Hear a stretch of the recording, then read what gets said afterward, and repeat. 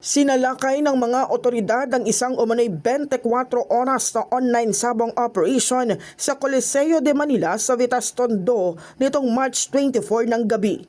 Nasa 174 na mga individual ang nahuli.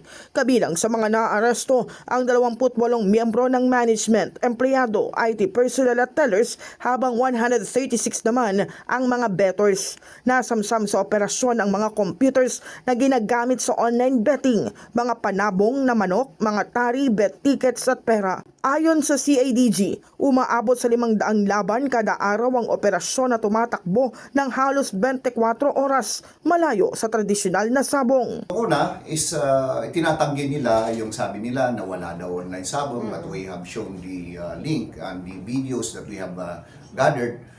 Hindi naman sila makatanggi. At the same time, come to think of it, there are at least 500 fights in a day. 505. Cockfights in a day.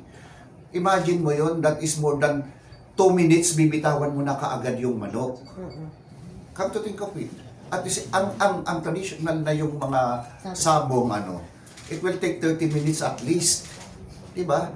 Kung yan is may elimination pa yan hanggang sa may mag-champion. Doon is dire-diretso yung sabong.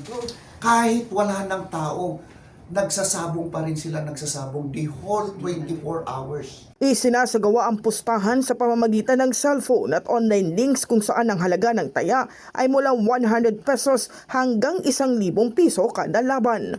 Inaalam na ng mga otoridad kung may mga nasa likod o protektor ng operasyon, pati na ang posibleng pananagutan ng ilang opisyal sa lugar. We will dig deeper kasi nga ayaw pa magsalita ng mga natin, yung mga nahuli natin. But that's the beauty of investigation, malalaman naman natin.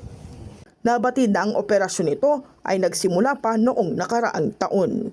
In the heart of changing lives, ako si Brigada Cass Austria ng 105.1 Brigada News FM Manila, the Music and News Authority.